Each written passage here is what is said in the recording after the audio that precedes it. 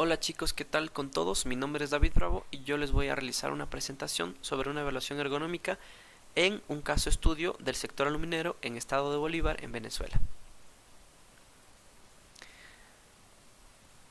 Los temas a tratar en esta presentación van a ser la introducción, la metodología, los resultados, las conclusiones y mi opinión personal, finalmente las referencias. Como introducción tenemos a la empresa CBG Benalum. Esta es una empresa aluminera en la cual se desea evaluar por medio de observaciones sistemáticas y entrevistas semiestructuradas los riesgos ergonómicos presentes y los niveles que estos riesgos representan hacia los trabajadores de la empresa. En el paper se habló sobre la importancia de los ingenieros industriales a la hora de realizar estos análisis ergonómicos, ya que ellos se encargan de decidir si es que los procesos que tienen requieren acciones para mejorar la calidad de trabajo en donde se encuentran los trabajadores, para así evitar los desórdenes musculoesqueléticos, lesiones, entre otras cosas, de igual manera que se vieron en clase, ya que estos pueden afectar a la industria, a la empresa como tal, en cuanto a costos elevados en salud, si es que se presentara algún inconveniente. Se habló de tres principales preguntas que se plantearon. ¿De qué forma se realizan las actividades en la producción del aluminio? Si existen condiciones disergonómicas en el desarrollo de estas actividades y cuál es el nivel de riesgo ergonómico que presentan los trabajadores en el cuerpo humano cuando realizan sus tareas. Es decir, esos eran sus objetivos, encontrar esas preguntas.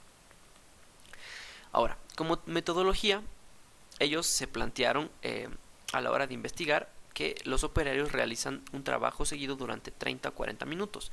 En las condiciones tenían que las máquinas que controlaban se encontraban a 960 grados centígrados. Existían gases contaminantes y existía poca señalización. Además, el peso que cargaban aproximadamente oscilaba entre los 10 y 15 kilogramos. Para ello, ellos se plantearon dos metodologías, la UAS y REVA. La UAS, el método Vaco Working Posture Analysis, en el cual, por medio de las grabaciones y observaciones de campo, como dije anteriormente, ellos fueron allá a preguntar a los trabajadores cómo se encontraban, qué trabajo realizaban y además les grabaron. Entonces, para eso se necesitaba esa información. Con esa información utilizaron la metodología UAS y también en el momento de analizar las grabaciones mediante un goniómetro que se encarga de medir los ángulos de REVA, ellos para poder realizar el análisis REVA de las grabaciones realizadas. Entonces, como resultados, ellos realizaron lo que sería la evaluación de, como se pueden observar en las tablas, la medición de distribución de la corriente anódica en celda, la categoría de acción por tareas, y ahí podemos ver las tareas como son romper costras del horno, medición del baño y metal, sacar varillas del horno, posicionar tapas para recubrir celdas, maniobrar tapas laterales, desnatados de hueco, extracción de trozos de carbono. Todos estos son procesos que se realizaban en la industria y en la tabla 1 podemos observar más o menos la puntuación que se le da a cada proceso que realice la persona dependiendo de qué es lo que está haciendo.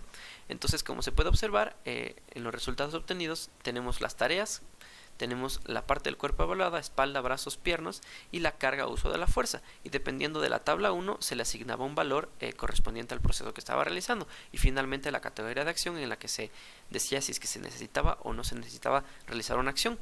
Todo esto desde este cuadro que podemos ver abajo de la categoría de riesgo. Si es que es muy alta, se necesitaba acciones inmediatas. Si es que es como 1, por ejemplo, no se necesitaba. Entonces, como se puede observar, tenemos todos estos análisis y ellos categorizaban dependiendo de la parte del cuerpo utilizada y del peso. A continuación tenemos los resultados con REVA. En esto también se medía el nivel de acción de 0 a 4 y dependiendo de la puntuación que se obtenía en los resultados REVA se evaluaba el nivel de riesgo y si es que se necesitaba una intervención inmediata o no era necesaria. Como se puede ver, si es que es de 11 a 15 era actuación inmediata, si es que es 1 pues es no necesaria.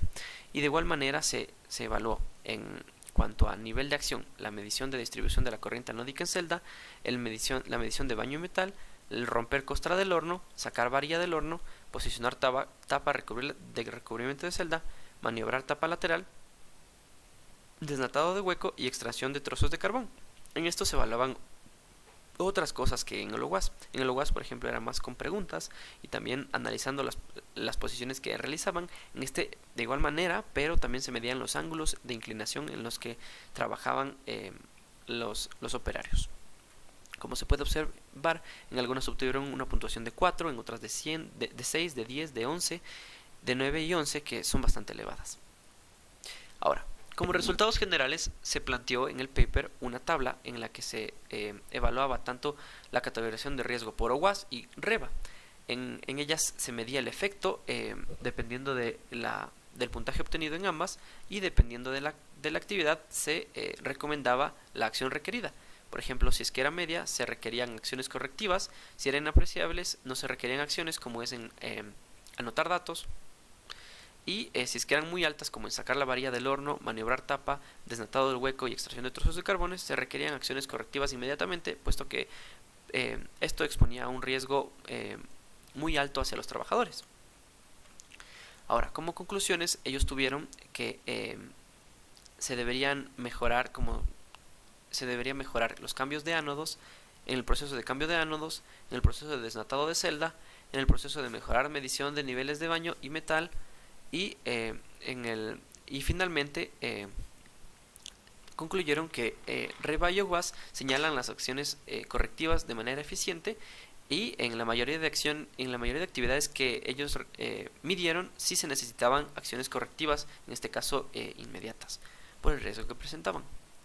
Ahora, como opinión personal, puedo decir que el paper está estructurado de manera correcta, ya que en la introducción nos habla bastante sobre definiciones de lo que es la ergonomía, de lo que son los métodos OWASP, de lo que son los métodos REBA, de la industria aluminera en Venezuela, de la industria como tal elegida, y por consiguiente nos muestra la metodología a implementarse, cómo se va a implementar esta metodología, en este caso con los sistemas REBA y OWASP, qué se hizo, es decir, si es que se realizó el trabajo de campo, y posteriormente nos hace un detalle de los resultados y análisis. Como dije anteriormente, todo lo implementado y todo lo utilizado se vio en clase, entonces puedo comparar que efectivamente se utilizó esto correctamente. Nos enseñaron que en REBA se usan los goniómetros para medir ángulos, en OWASP también con preguntas, con encuestas, e igual las grabaciones son muy útiles. Entonces yo creo que implementaron las herramientas utilizadas de manera óptima. Finalmente, lo que puedo decir sobre el paper es que no nos enseña mucho cómo tomaron las mediciones, es decir, no nos enseñan ejemplos de los videos realizados, solo nos enseñan los resultados. Pienso que es importante que nos enseñen un poco más de información sobre ello. Y finalmente tenemos lo que serían las referencias. Muchas gracias.